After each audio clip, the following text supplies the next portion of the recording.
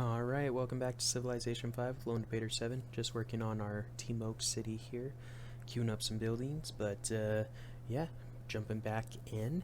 We're doing pretty good here. I mean, our Civ is pretty strong, I would say, especially when compared with all the other Civs on the map or whatever. But yeah, just kind of doing our thing, getting through the research, building some wonders, buildings, everything like that.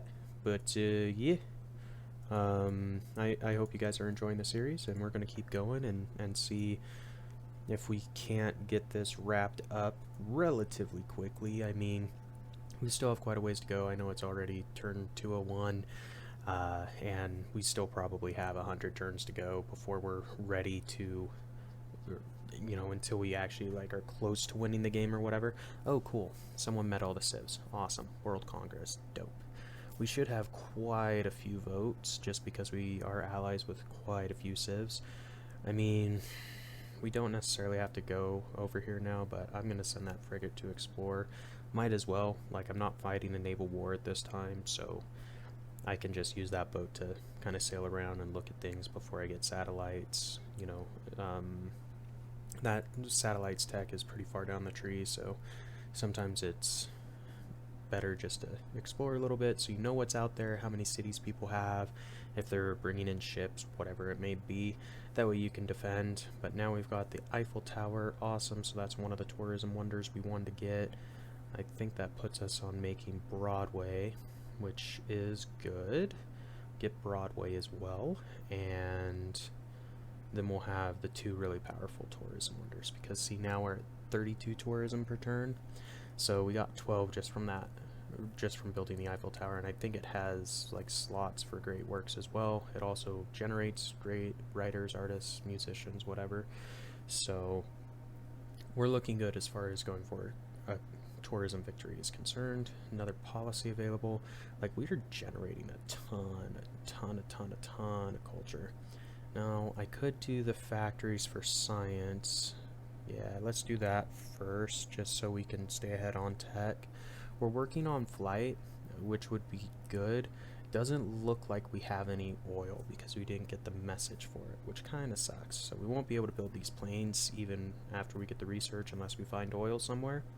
So we might have to take a city to get some oil. We might have to find a city-state that we can pay off to get their oil or whatever. But yeah, I mean, we're going to want oil, because that's definitely one of the like mid-late game strategic resources you need to have a decent amount of if you're going to be competitive in military, because without planes, like, you don't have a way to protect against bombers, you don't have a way to like bombard cities as easily and things like that, and you have to do everything over land, which isn't always the easiest, especially if they're like on a different continent, for example. So we need to find some oil. I mean, there's some oil there, I guess, but that is the Netherlands. I mean, I don't really want to go to war to get oil, just because if you're going for tourism, being at war decreases the, like, tourism modifier, whatever it's called, I don't know. Why are they bringing a settler through here? What a bunch of douches. Okay, let's build a cargo ship for fun, get some more money. I mean, 78 a turn, still decent, but I like being over 100, just because then it's 10 turns to be able to max donate to a city. Not too bad. And it adds up while you're kind of playing in the background. So we're going to work on trying to build some trade routes. We only have 1 out of 6, so we should be able to boost our gold production quite a bit. Kyoto 18, that's good. Cool. Almost up to 198. I'm fine with that. Let's see, what else? I mean, it's probably not even worth building another cargo ship. Next highest was 13, if I remember right. Yeah, we probably won't do the cargo ship. We'll have to do some land trade routes, which is fine. They don't give you as much money, but until you research more of the later end tags, or like know where coastal cities are, you can't utilize cargo ships very effectively. So, I mean, really what I should do is go explore that sea. So let's build a frigate, and we can use him to kind of see what coastal cities are out there for us to trade with, because cargo ships, they just are so much better than land trade routes in every way. Like, I much rather have cargo ships than caravans, but we'll see what we can find. Hopefully we can make it work, get some more money. I mean, 97 a turn, not bad, but I want to be over 100. Like, I played one time, now this was a while ago, and I was generating like 500 gold a turn. It was insanity. Like, it was so much money. Like, you couldn't even spend all of it. Literally, I would build cities just so I could spend money on buying buildings. Like, that's how much money I was making a turn in Civ, which is cool because you can kind of do whatever you want at that point. But yeah, I haven't been able to do it again. I don't know what I did on that game to generate so much GD gold, but I did. So yeah, this game, 130, that's not bad, but it is Golden Age, so that's because we're not paying unit maintenance. So it shows you, like, we're paying more than 30 gold a turn for all of our units. That's a fair amount. I mean, it's not that bad, I suppose, but still, like, that's 40 whole gold pieces that I'd rather have in my pocket. So Golden Ages are great. I mean, 43 happiness, we get them pretty quick anyway. And I think we got Chits and Eats, if I'm not mistaken. I don't remember. If we did, that makes it easier to get Golden Ages and they last longer. And Taj Mahal, I think, makes them last longer as well, which I know we got. So, yeah, we're doing alright. I really should start building some museums and try to get some archaeological digs. There aren't a lot around us, honestly. Normally there's a ton. I mean, there's one there, which we can steal, because who cares? We'll just do open borders and go take it, but it's alright. There's flight researched. Cool. Once we get some oil, we can build some planes, maybe, if we want to. I mean, we're not really at war, so not an urgent need, and we can always buy them if someone decides they're going to attack us, but whatever.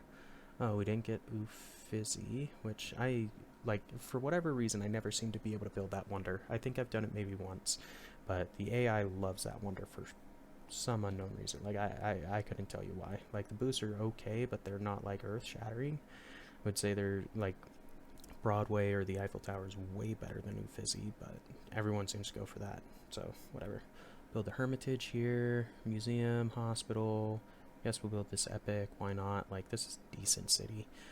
33 pop on our capital. Look at us go. We are doing pretty alright, I would say, on population. 443 science a turn, so that's good. We're more than double our turn count in science, so I'm okay with that. Like, it'd be better if it was in the 600s or 700s, because we'd be doing fertilizer in like 1 turn instead of 4, but it's alright. We kind of will work on that. We're building all the buildings we can. I mean, the real issue we have is that we're not expanding. Like, we aren't building more cities to build more buildings, right? And the, like, food production we have is good, but it's not good enough to, like, really increase our science drastically. Like, if we went to war with someone and took 3 or 4 of their cities, it would help us so much. Like, we would produce just so many things, and, like, yeah, it'd be a lot better. But I don't want to waste the production on a settler. I'm gonna save this great engineer for when I'm ready to build my next wonder. Big Ben, no one's building it, I doubt, anyway. We're 2 turns away, so it's not worth wasting the great engineer on that. I'll wait for something else and kind of go for it. But yeah, I mean, we're clicking right along, getting through the tech tree, just kind of doing our thing. No one's really bothered us since Montezuma declared war or whatever, so I don't know, like, it's okay. Let's see.